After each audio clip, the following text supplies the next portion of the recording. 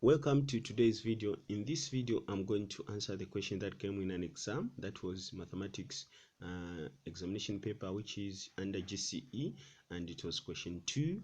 That is, if I rate 64 over 125 raised to the power of 1/3. So that's a question I'm going to work out. So what you need to do is, first, I'm going to write this expression here. Okay, I'm going to write it like that. I'm just going to copy it exactly the way it is. However, the power is raised to the power of negative 1/3, not positive 1/3. So that is the power. Okay, so the first step I'm going to do is I'm going to get rid of the brackets. So I'm going to remove brackets. So I'm going to distribute the negative power to all the numbers inside the brackets. That means I'm going to put -3. I'm going to put the power of -3 to 64 and 125 respectively. So what I'm going to do is I'm going to write 64, which will be raised to the power of -1/3, which will be over 125 raised to the power of -1/3. Okay, once I've done that, then the next thing I'm going to do is I'm going to get rid of the negative sign. To do that, I'm going to interchange the denominator and the numerator. What was the numerator will become a denominator, and what was the numerator will become a numerator. Okay, so what I mean is I'm going to get this 64, which is raised to the power of -1/3, come down as a numerator, and then the power will become positive 1/3, and I'm also going to get 125, which is a denominator. I change the power, which is going to become positive 1/3, and then it will become a numerator like that. So what I mean is I'm going to write 125. I'm going to write 125 raised to the power of 1/3, which will be over 100, which will be over 64, which will be raised to the power of 1/3. Okay, once I've done that, then what I'm going to do is I'm going to express this. I'm going to find the cube root of 125 and 64. Okay, why am I going to find the cube root? Because the denominator in the fraction power is 3. So I'm going to find a number that I can multiply by itself 3 times in order to get 125 and 64 respectively. Why? Because the denominator of the power is 3. That means I'm going to find the number I'm going to multiply by itself 3 times to get 125. So I'm going to find the cube root, in short, which is going to be the cube root of 125, which will be written like that.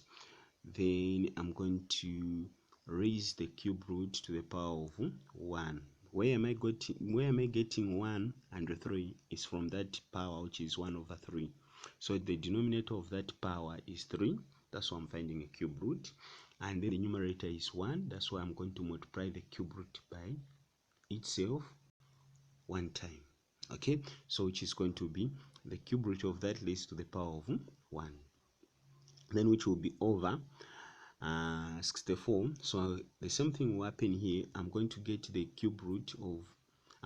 the cube root of 64. Why? Because the power, which is a fraction, has the denominator of 3. So I'm going to find the number that I can multiply by itself in order for me to get 64. So that means I'm going to find the cube root of 64, which I'm going to write the cube root of 64, which will be raised to the power of 1, because the numerator is 1 there. Then I'm going to say the cube root of 64 raised to the power of 1. Okay, once I've done that, then I'm going to find the cube root of 125 and 64 respectively. So the cube root of 125 is 5, which will be raised to the power of 1, like that. Okay, all right. Then I'm going to say over the cube root of 64 is 4, which will be raised to the power of 1. Okay, now once I've written like that, I can still remove out the brackets. In fact, I'm supposed to remove the brackets, so I'm going to remove the brackets down here and brackets on top there. Then I've come up with cube roots, which are 5, and 4 respectively. So for 125 the cube root is 5, for 64 the cube root is 4. So now the cube roots are raised to the power of 1. So when you have a number which is raised to the power of 1, it's as good as you're multiplying that number once. So it's as good as you just have that number. You are not multiplying it with any number, so it's as good as you just have that number. So I'm going to write 5 here, which will be over 4. Okay, because the power is 1. So when you raise a number to the power of 1, just know that the same number you have, the base is the product of that number. So like that, then the answer is going to be 5 over 4 as the final answer. Okay, so evaluating 64 over 125 to the power of -1 will give us 5 over 4. So basically this is how you evaluate numbers or fractions with the fraction powers. If you have got questions, you can ask us in the comment section. Otherwise, this is what I wanted to share with you. If you haven't subscribed to our YouTube channel, we invite you to subscribe to our YouTube channel. And if you found this video helpful, remember to like it, and don't forget to join our Facebook family, which is Easy Learning zed-Mathematics. We will really appreciate your support. It has been Easy Learning zed-Mathematics. The future is bright. See you in the next video, and God bless you.